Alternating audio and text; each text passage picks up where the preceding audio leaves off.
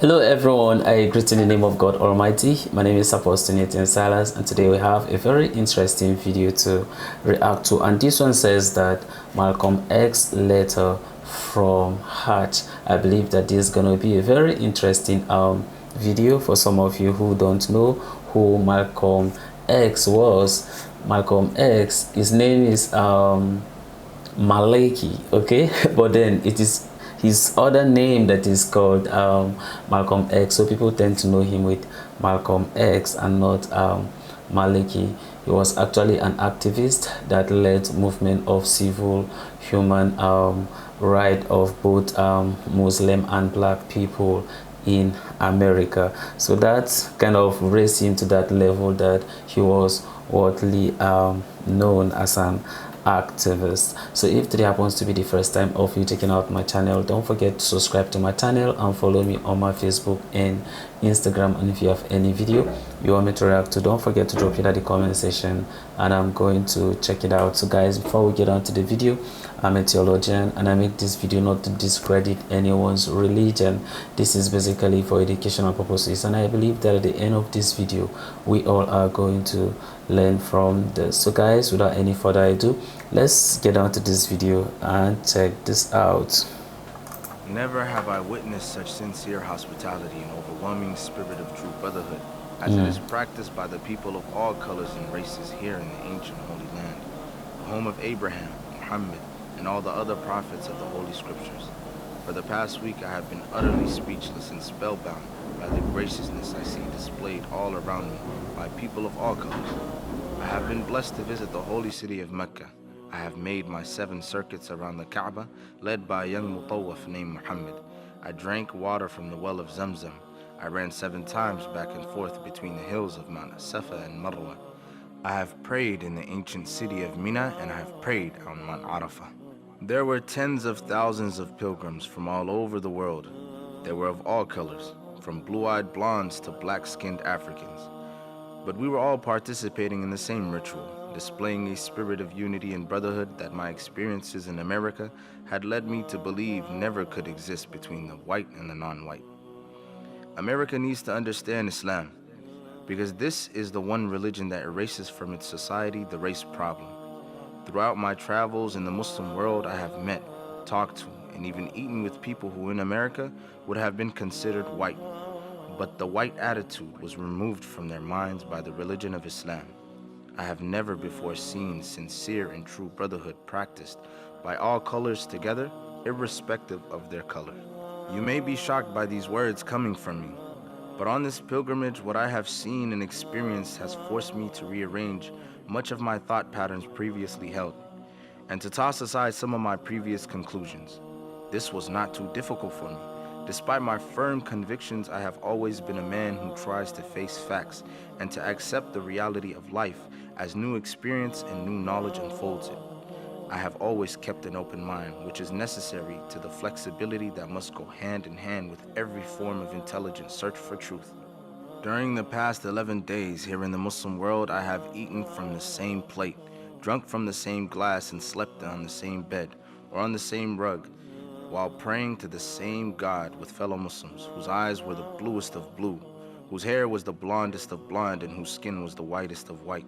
And in the words and in the actions and in the deeds of the white Muslims, I felt the same sincerity that I felt among the black African Muslims of Nigeria, Sudan, and Ghana. We were truly all the same brothers, because their belief in one God had removed the white from their minds, the white from their behavior, and the white from their attitude. I could see from this that perhaps if white Americans could accept the oneness of God, then perhaps too they could accept in reality the oneness of man, and cease to measure and hinder and harm others in terms of their differences in color. With racism plaguing America like an incurable cancer, the so-called Christian white American heart should be more receptive to a proven solution to such a destructive problem. Perhaps it could be in time to save America from imminent disaster, the same destruction brought upon Germany by racism that eventually destroyed the Germans themselves. Each hour here in the Holy Land enables me to have greater spiritual insight into what is happening in America between black and white. The American Negro can never be blamed for his racial animosities. He's only reacting to 400 years of the conscious racism of the American whites.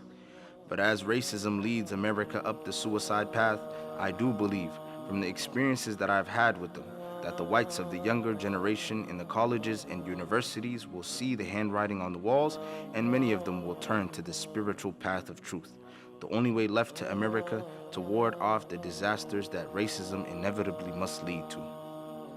Never have I been so highly honored. Never have I been made to feel more humble and unworthy.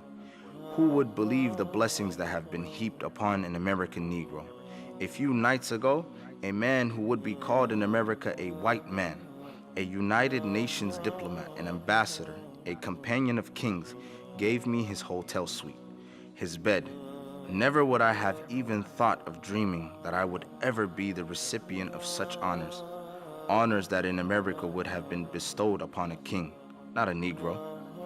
All praise is due to Allah, the Lord of the worlds. Sincerely, Al-Hajj Malik Al-Shabazz. That's a very interesting video, going through the letter of Malcolm X. That's Malik Shabazz actually wrote while he went to Hajj. You know, when you go through the letter, you see that totally would explain Islam and Islam brotherhood. And then from this letter, or if you observe from what almost all Muslim all over the world do, is you see that they tend not to discriminate anyone, as far as you understand you believe in that oneness of God, and then you are being called, you understand, a Muslim. They tend to treat everyone equally. They do not show discrimination, and I believe that this is what that attracted Malcolm X, you understand, into Islam, when he saw the brotherhood and then some of the things that are being shared, you understand, among the Muslim brothers. Like that really attract him to Islam, and that's why he continue to preach, you understand, about Islam. Reason is because anywhere, you understand, he find himself, right, as far as he is a Muslim, he saw that the treatment is the same thing. Nobody discriminate and said because he's a Negro, so because of that maybe they will treat you differently. But then he realized that they treated him, you understand, as a king. They did not care, you understand, about his her religion, and that is why he wrote this letter and then sharing his own experience. Same thing is also applicable to us, even though the letter he wrote, you understand, as a Muslim. But then as to us Christians, how do we treat other people? In fact, how do we treat strangers? Or even we as religious leaders, how do we really treat people that we have not met before? Strangers, how do we treat them? I have made a video of a priest who was a traveler, that's in Nigeria. The priest says that he went for maybe an errand. They said on assignment, and then he was stranded on the way, and then he decided to go to a church. But then the pastor did not allow him to even sleep in his house or neither in the church. And then he decided to move, you understand, out, and then he saw a mosque, and then he went there. He says to them, "Salam alaikum, alaikum assalam." They offer him food to eat, and then from there he slept there. The following day in the morning, then he left. Now when you look at the kind of Christianity that some of us, you understand, tend to portray, is not that Christianity that people will see and glorify our Father who is in heaven, which Jesus Christ, you understand, commanded us, you understand, to do. The love is not there. Talk less of the love of strangers to strangers. All these things, you understand, are not found in us, and that's why we have to go back to our fundamentals, you understand, as believers. And then as far as the person is human, it should not be like because the person is a Christian, but as far as the person is human, we have to find a way of treating them, you understand, the right way. Treat them, you understand, with compassion, treat them with love. And that's why even in our commandment, the Bible makes us to understand that what the most important one, you understand, among all the commandment is what? Love. And that's why he charged us to what? To love our neighbor just as ourselves, right? That love can also be extended what? To strangers, and not to even people we know, or to family and friends, or maybe church members and all that. No, it extends to everyone. You could see how that can be, that was able to what? To attract Malcolm X into Islam. Why? Because of he observed, he saw, right? So when people look at us, what do they see? It's a question that I should ask myself. It's a question that you should ask yourself. When the Muslim look at you, what exactly do they see? Do they see someone who truly represents Christianity? It's a question that you need to answer. Ask yourself that question, answer that question. And if you feel like there are other things that you need to do in order for you to be a better Christian, time is there.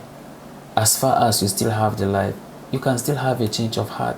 Go to God, ask for forgiveness, and then He's going to cleanse you. He's going to forgive you. Then do what He has commanded you to do. This is a word of encouragement that I have for you today, and I hope that this can be able to help us understand as believers, and to also reaffirm our faith. I know that a lot of you have thought an opinion, and I want you to drop it at the comment section. Let's all learn from one another. So this is the end of my video. If you like my reaction, you should like, share and subscribe. And if you have any video you want me to react to, don't forget to drop it at the comment section, and I'm going to check it out. So guys, you remain blessed, and I see you in my next video. Bye bye.